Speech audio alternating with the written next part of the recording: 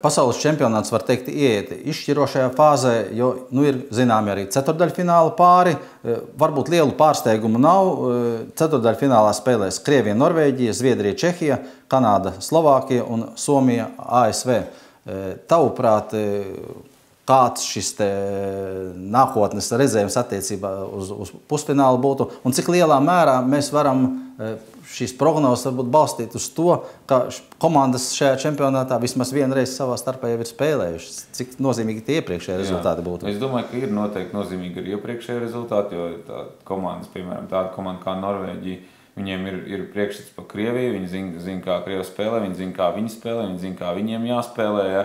Un es domāju, ka tajā spēlē varētu būt čempionāta pārsteigums kārtējo reizi. Manā uzturē, tur es pat manā uzturē es tagad dodu tur 50/50, lai gan visi runā, ka Krievi ir uzņēmuši apgrieziens un tā tālāk, bet tur es domāju, tas būs visinteresantākais pāris. Es nezinu, kāpēc arī ar lielu nepacietību gaidu šo spēli un lielā mērā varbūt tas āķiķis tur ir tas, ka Krievi nav zaudējuši nevienu punktu, ka ir gājuši tā kā mašīna it kā, vai ne? Bet Norvēģija tā metodiski paņēmuši savu to, ko vajag. Tie Krievi kā baigām mašīnu, kā traktors vai kā tanks nemaz nav vēlušies pāri. Viņiem ir bijušas problēmas diezgan daudzās. Tajā pašā spēlē ar Norvēģiem arī. Gan ar Latviju, gan ar Norvēģiju, gan ar Zviedriju un tā tālāk. Tā kā viņiem ir bijušas problēmas, viņi tām problēmām ir tikuši pāri. Vai viņi ir tikuši pāri pilnībā, to es nezinu. Zinām, ka viņiem ir Ovečkins, Somins, vai viņi palīgi, tas ir cits jautājums. Tur arī varētu strīdēties.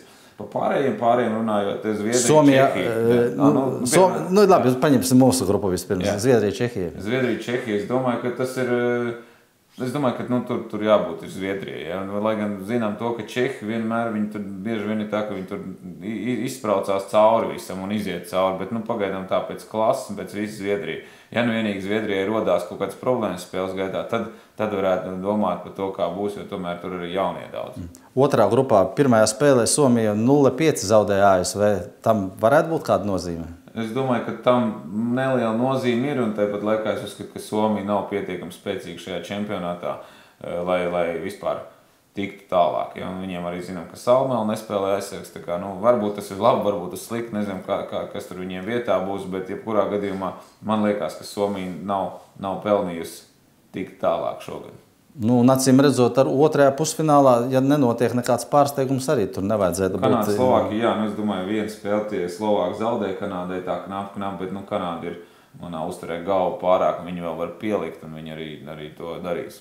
Tad gaidām ceturtdaļfinālus, un tad skatāmies, kas un pret ko spēlēs pusfinālā. Tieši tā arī dara.